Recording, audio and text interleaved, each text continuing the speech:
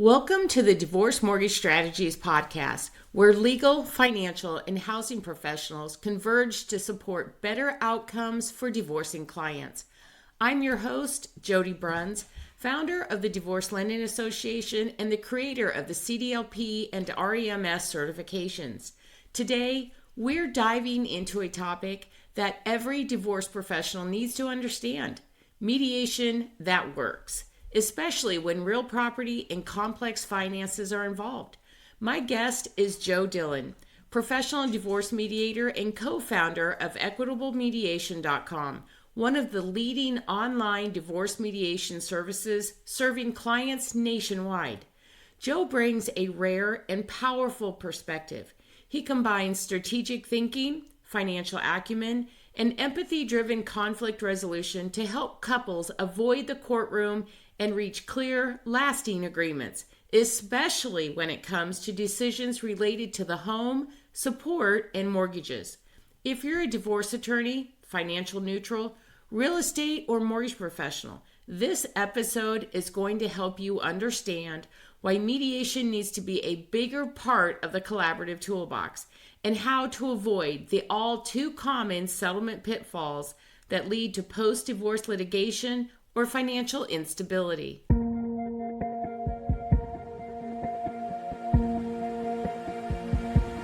Joe, welcome to the show. It's nice to have you with us today. Thanks for having me. Appreciate it. So I always like starting off my podcast with letting our audience know a little bit more about your specific background, your training in mediation, and where your professional background is. Because as we know, not everybody who's a mediator is also an attorney. Right. Yeah, very So good. let us know a little bit about your journey, if you will.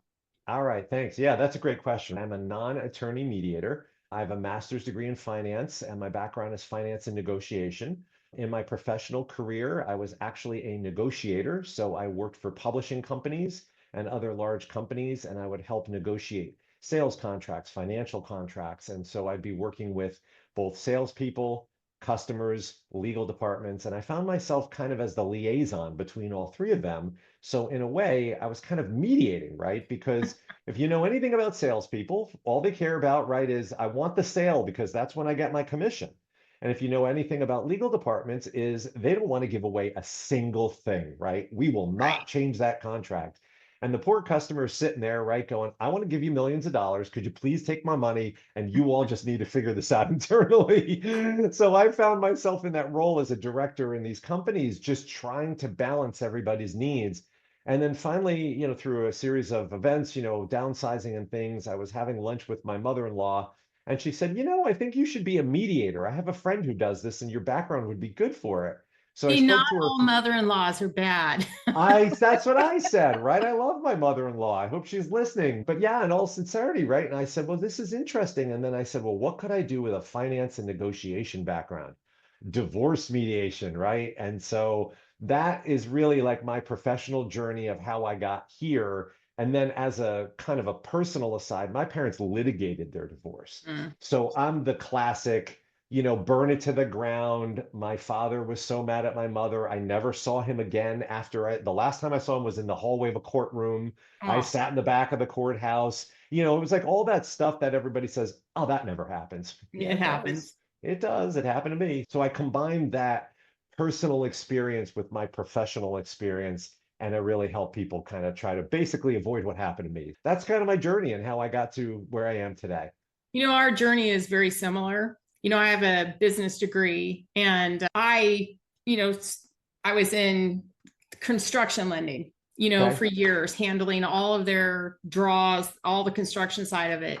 And then my husband and my ex-husband now, and we moved to Colorado, and I started working more in the origination side because it kind of just blended together. And then we went through a not so nice divorce. Yeah. So I am you, but I'm the parent.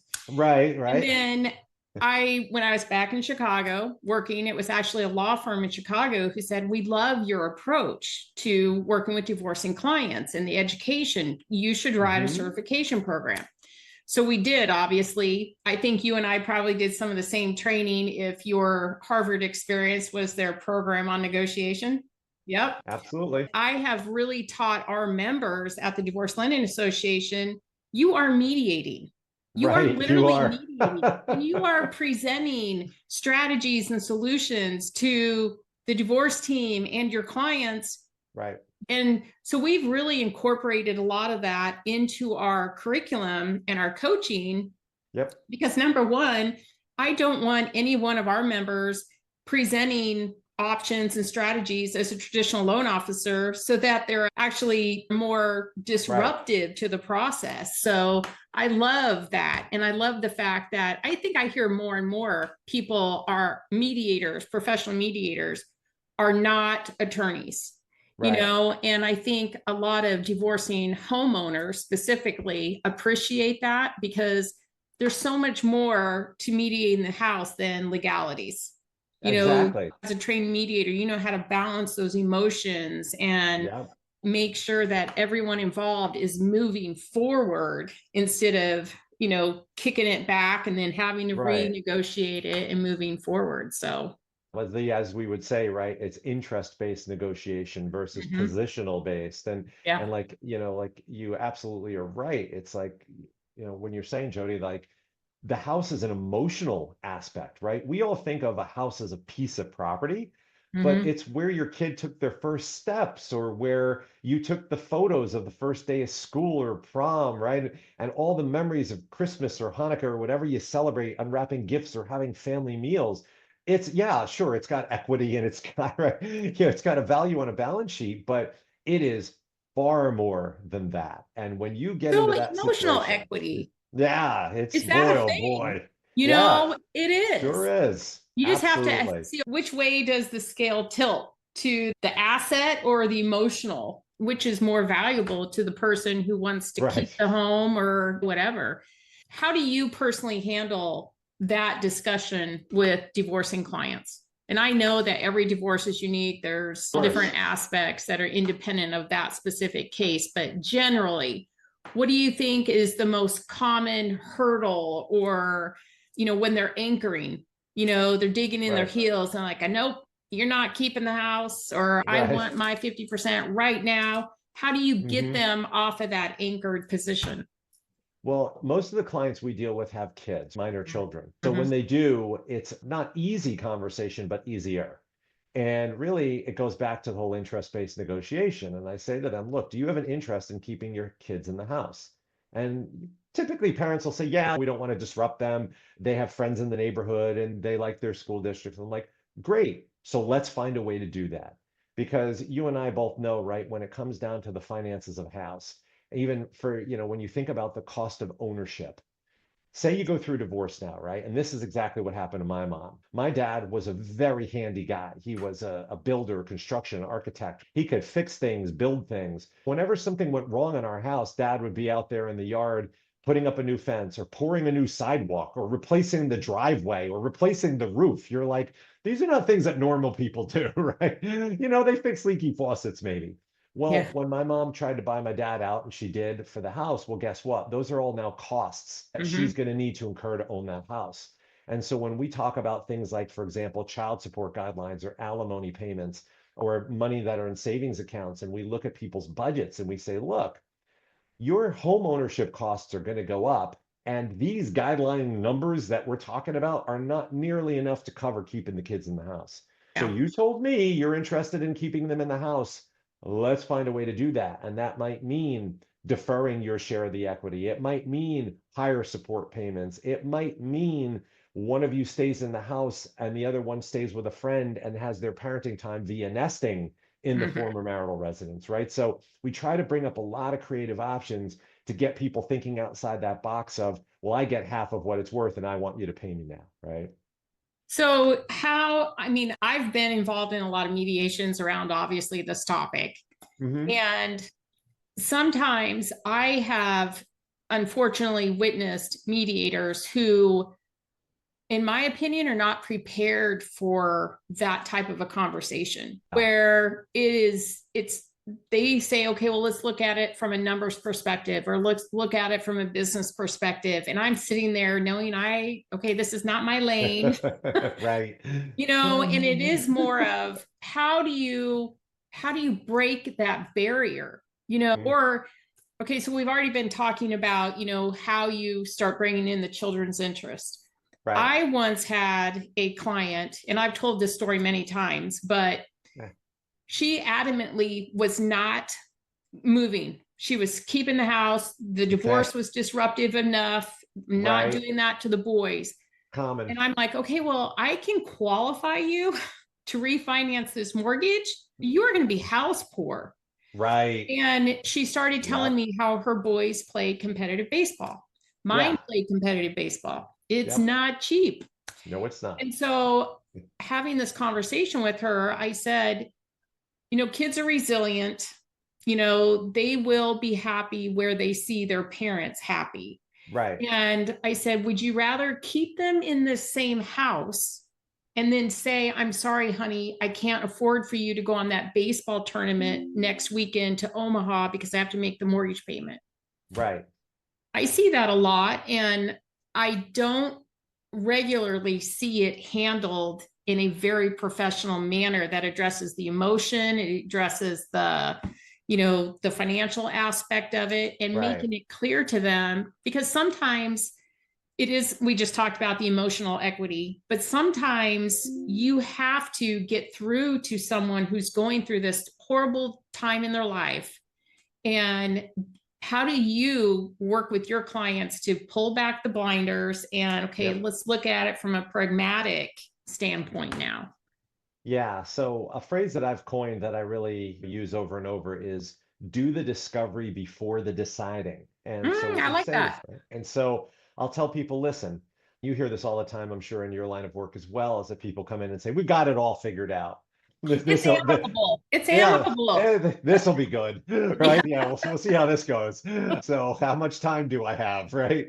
But at the end of the day, you say to folks, listen, we're going to just start off with information gathering. We're not talking about what we're doing. We're not deciding on anything. We're not even digging into the issues. I just want you to go through our proprietary process. And one of those pieces is a thorough budgeting exercise, right? A lot of people Mhm. don't budget, right? We just spend money, right? Tonight, when you're bored, go online, log into your online banking account, your credit card, and count up how many auto debits hit your credit card every month. Netflix, Spotify, Apple, iTunes, whatever it is. And I want you to report that back to me just out of you for giggles, right? And they'll come back 20, 30, 40, right? And you're like, yeah, because we stopped paying for things. We just get charged for things now. We forget how much things cost. And so by forcing them to fill out these really detailed 100 different category budget workbooks and dig in deep and breaking them out into here's your housing costs, here's your transportation, here's your personal, here's your entertainment. It really gets them digging. And then we set it aside completely. And then when we get in the thick of the conversation, we say, okay, well, this sounds like what you guys want to do is keep the house, dot, dot, dot. We've talked about what some of the support numbers look like. Let's go back to those budgets now, bring those up, and let's see if it's realistic. And usually there's a pretty significant disconnect, right? Usually the amount that they've talked about for support and the money that somebody's going to have to pay and what their mortgage is going to go up, right? Because if they're going to take cash out of the house, your mortgage payment isn't going to be the same as it currently is. Now we have a totally different story. And we say, okay, guys, knowing what we know now about the finances and how this might not be realistic, does that change your thought? Does that change whether or not you want to keep this house for the emotional reasons, for the whatever reasons? And if it's still no, we still want to keep it because we're really emotionally tied to it. Here's what it's going to take. Here's what it's going to take from both of you. And let's talk about it, right? So we separate that. A lot of people want to come right in, right? They come in with their numbers and they say, look, we put this all together and this is what we're going to do. And we just want you to look at it. And it's like, no, no, no, no. We'll get there eventually, but we want to put that aside. So separate the discovery from the deciding. That's kind of how I put it. That's really good. So, you and I obviously, we both have a finance background. And what I find interesting is, and I usually am asking this question to an actual like CDFA, financial advisor, whomever in Yep. divorce, not necessarily a mediator who's also has the finance background. Right. When do you typically bring in a mortgage professional, such as a certified divorce lending professional? And how much do you know about a CDLP? Yeah, so if I'm going to bring somebody in like that, it's very early in the process. All right. A lot of folks. So my process goes like this, just to, everybody's different. I always start when I always talk about people with kids because most of our clients have minor Right. children, right? So we'll just pretend that, that's the situation. I always start with the parenting plan, and, maybe I'll reveal a little bit of my secret is that in my experience, if there's one topic people are going to agree on or have less disagreement about, it's the parenting plan. And Hmm. so by starting with that in a mediated divorce, you get to say to people, hey, look, you guys are doing great. Good Yeah, we job. reached an agreement. Yay, right? Because, right, we're professionals, but part of it is encouraging the parties to remain engaged in the mediation process, right? So, look, good job, you guys. When all those hard decisions come and, when your son or daughter turns 14 and they've, shaved their head and, pierced their eyebrow, you guys can handle this with aplomb, right? So, now when we do that, the next thing I do is the budgeting process. And so before we even get into child support, alimony, property division, which usually for me are way down weeks, months away, perhaps depending on how long the mediation goes, I now look at the budget and I say, well, okay, here's your mortgage payment. And I ask them to break it out into principal and interest, homeowners, and taxes. And they're like, why do I have to do that? Because your taxes aren't going to go up. Your homeowners aren't going to go up if you refi. Of course, they always go up. But it's your principal and interest that we're really worried about. So we need to understand exactly how much your mortgage payment is going to go up if you guys are thinking we want to keep the house. Now, if they tell us, look, we're going to sell the house, our kids are grown, whatever, then yeah, no problem. But early on, if they say to me, one of us has an inkling to get a house, that's when I say, listen, before you even go through the rest of this process, because we don't want to come to an agreement and then you're done with me and you're in the filing process and then you go to a mortgage professional and it's like, oh no, you don't qualify. They're going to be like, Yeah. what? Right. So we do it, Jody, we do it right after the first session. That's So awesome. yeah, because you got to know that stuff, right? And you got to work with somebody who's able to work with you because look, I'll say this, I say this jokingly, right? It's like I'm self-employed. My wife and I work together in our own business. Hmm. Every time we apply for a mortgage, right? You go through the whole, laundry list of all the documents you need. We're not like other people, right? We're self-employed. We don't pay ourselves a paycheck regularly, or our expenses are, all of our income is wrapped up in our business. A divorced person or a divorcing person, even if they have a job, even if they have a salary, they are also a non-traditional person, in my opinion. Oh, Need a professional who can say to them, look, we're going to have to work together to advise you on how you will be able to qualify. It's not just, oh, I go to Bank of America and I give them my pay stubs and they go, awesome, you qualify for $1 million. That's not divorced people. So working yeah. with someone who is certified in this kind of lending and who is a lending professional, not just somebody who decided I'm going to do this because I think I can make good money. Yeah. That's critically important, right? So that the person isn't disappointed and our You whole know, negotiations aren't wasted. that that is truly the value of working with a certified divorce lending professional, other than, Joe broker mortgage professional that you've Right. known for years, is because, as you know, coming from the finance world and then blending it into divorce, it's a whole other world. Yeah. And as a CDLP, if we're coming into mediation or the collaborative, whatever the process, Mhm. we are trained to see the red flags, because what's available as a legal option may not be available as a mortgage option. Or Right. if we are looking for income streams to make sure you can qualify on your own, let's Right. make sure the language is there. Or how can we work with your Yep. finance team to make sure that we are not, impeding on your estate planning or your financial planning, because we all Yep. want the same thing when we want to preserve our clients' assets. Right. Exactly. Sometimes there has to be flexibility there. Yep. And I promise you, traditional loan officers, they don't think about anything like that. Right. Their tax filing status is going to change. Yes, it is. You know, Yeah. they're going to go from this nice, sweet standard deduction Yep. to either single or head of household. And Yep. it does have an effect. And that's one of the things. We have this amazing report. It's called the Divorce Mortgage Planning Real Property Report. And we dig into the details of the property, everything the mediator, the attorneys, whomever, they need to know about the property. But we see things differently. You guys might be looking at titling from a ownership perspective. We're looking at it to see, okay, well, based on title, how does that affect? That can affect how much equity we can even access in the house, believe it or not. So we're looking at things differently. But on our page, if we're running equity buyout scenarios or whatever, we have a little drop down. What's your new tax filing status going to be? Because then we can show them sometimes, believe it or not, that going from a 3.25% interest rate to like 5.5%, when you take into consideration the after-tax cost of funds, sometimes it's a wash, believe it or not. And people, you and I were talking about this before we started, the interest rates, and doing loan assumptions, etc. Some people are so tied. I'm not getting rid of this 3.25% interest rate. I'm not doing it.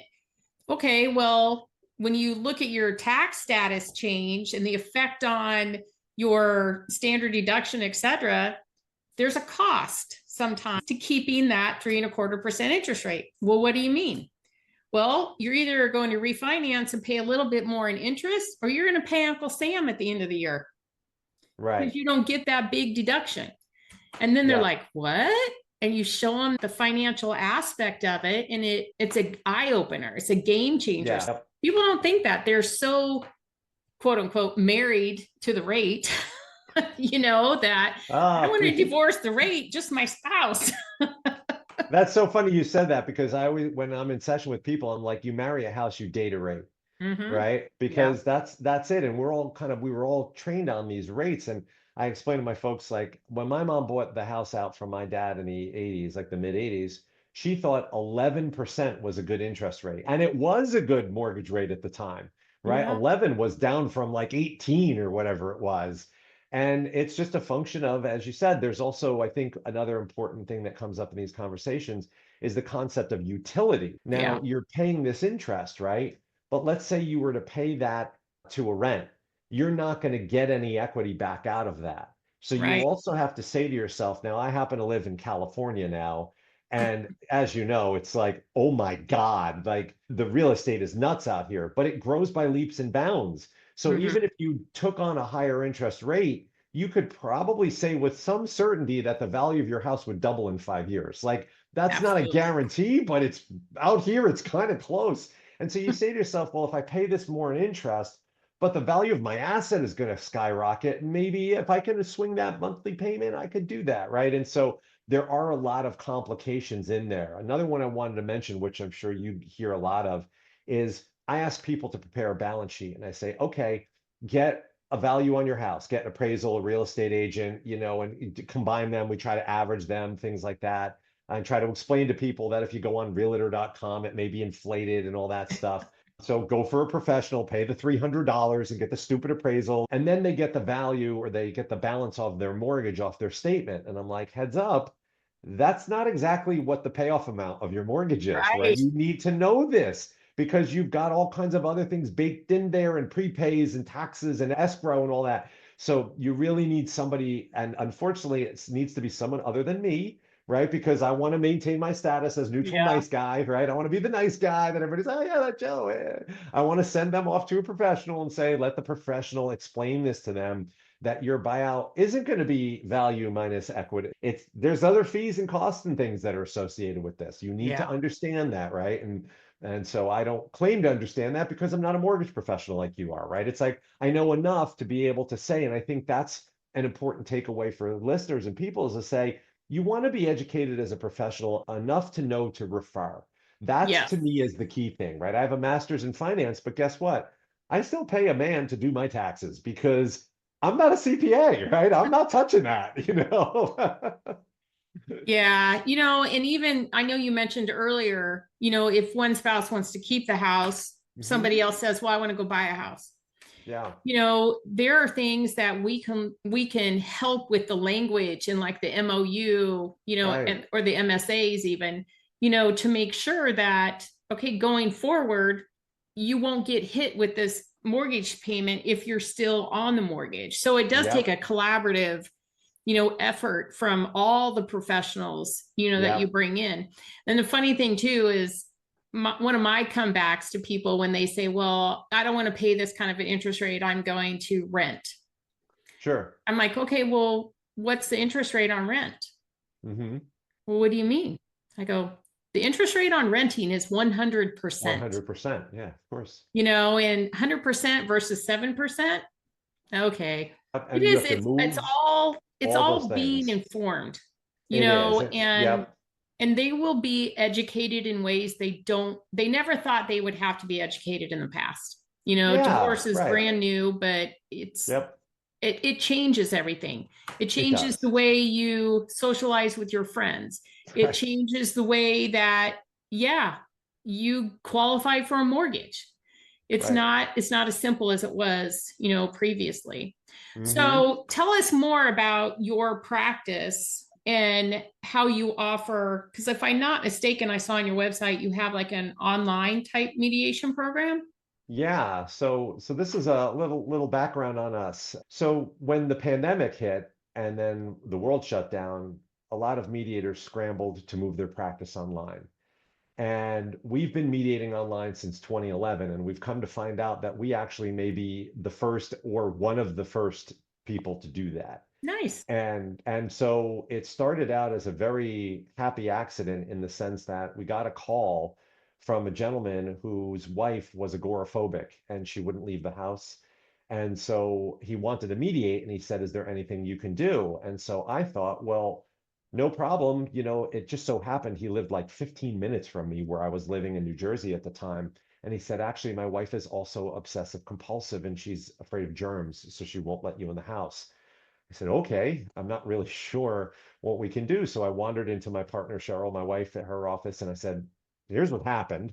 What do you think? And she's like, there's this technology, it's called WebEx. And, you might want to perhaps offer telephone and screen sharing, right? There's no cameras, right? Yeah. We didn't have the bandwidth in 2011 really to push video like this, right? And so I reached back out and I said, well, sir, I said, you want to give this a shot, right? And so he said yes, and we scrambled and we made up PowerPoint slides and Excel spreadsheets, and we shared our screen, and it was awkward, it was clunky, but it worked, right? And we're like, well, this is interesting.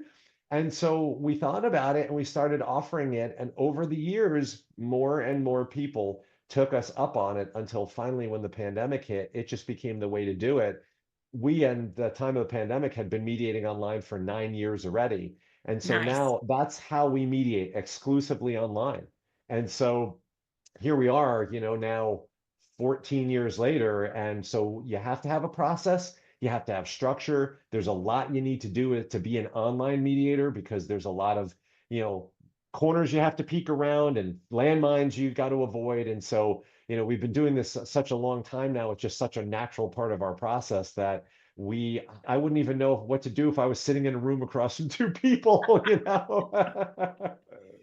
So do you mediate nationwide or just in your specific locations? Yeah, so we mediate in 6 states. We prefer to mediate in 6 states, right? So Washington, California, Illinois, New York, New Jersey, and Pennsylvania. And that, as you would see, kind of follows the trajectory of where my wife and I have lived and moved across the country. And they're also mediation friendly states, and we enjoy practicing there. We have practiced in 13 states in the US. We have also done divorces in Canada, France, Thailand, Japan, Hong Kong.